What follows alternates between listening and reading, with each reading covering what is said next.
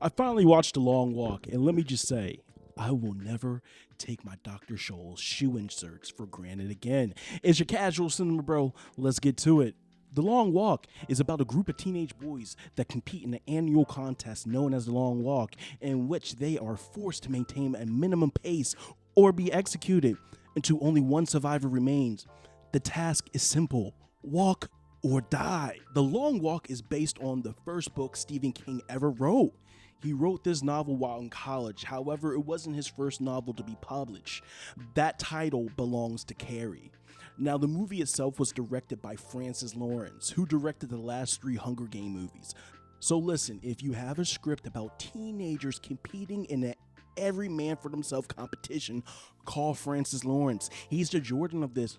But in all seriousness, if he does another movie like this, we may have to start looking into this guy. So before watching the movie, all I would read and hear was how great of a performance Ray Garrity, played by Cooper Hoffman, son of the late Philip Seymour Hoffman, and Peter McVives, played by David Johnson, who also starred in the industry and Alien Romulus.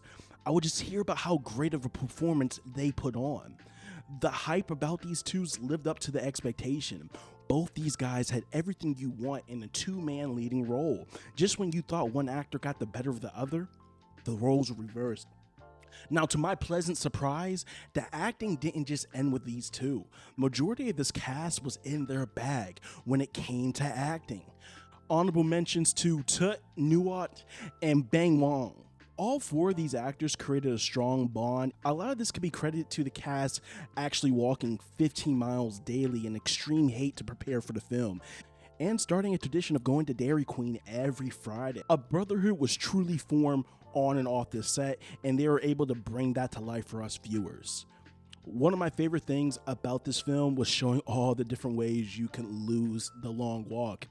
Outside the psychological factors that cause characters to die, you could also lose having to take a shit, or the soles of your shoes might break, forcing you to walk on barefoot, falling asleep mid-walk, or maybe even breaking an ankle, you name it. Listen, if I was in this movie, my shins would have had me throwing up the peace sign in the afterlife. I don't know how long I would have lasted, but I at least would have made sure I wasn't the first one. Now, the movie is an hour and 48 minutes long, but it felt so much longer than advertised. I think that was due to this movie just being a literal long walk. Just like the characters, we see nothing but an endless road. Tree after tree, town after town, then on repeat. Not sure if that was done intentionally, but it worked on me. Now, I don't have too much to nitpick at this movie. However, I would have liked to see more of a psychological tension among the cast. We only got it once when Garrity accused McVives of trying to sabotage him at night before going up the incline of a hill. When this was introduced, I thought this was a great way to put a strain on friendships that were formed.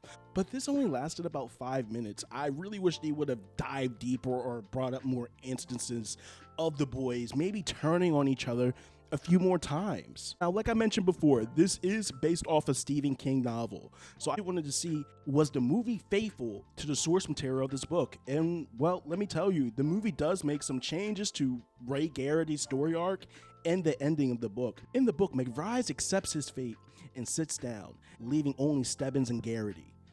Stebbins suddenly dies. Garrity is the winner. In the film, they reverse it. Stebbins is the first of all. McVive tries to accept his fate and sits down, but Garrity convinces McVives to keep going. As McVives continues, Garrity sacrifices himself by sitting down. McVives is declared as the winner. He asks for the gun and shoots the major and walks alone. To be honest, narratively, this was the best decision for the movie. And let me tell you why. The movie does two things. One, having the movie start out with Ray Garrity gives the viewers the sense that this guy will win the long walk. To our surprise, later on, he doesn't.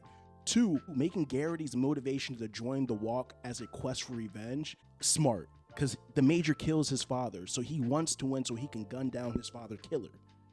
Genius writing, because in the film, McVive wants to change the world if he wins. But also, he tries talking Garrity out of using his wish for revenge.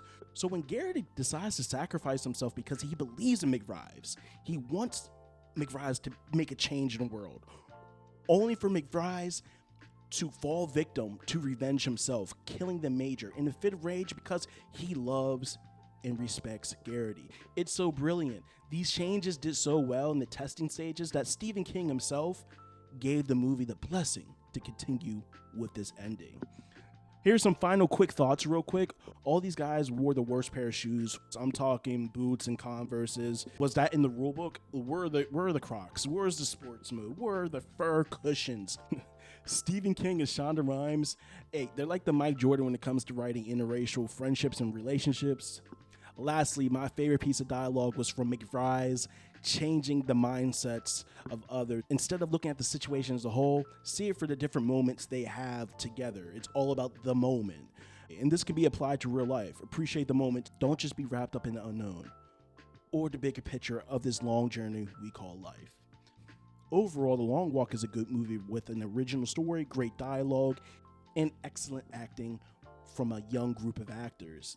These characters will make you feel all sorts of emotions while watching, so not only should you grab a large popcorn and a drink, some of y'all might need to bring some tissues.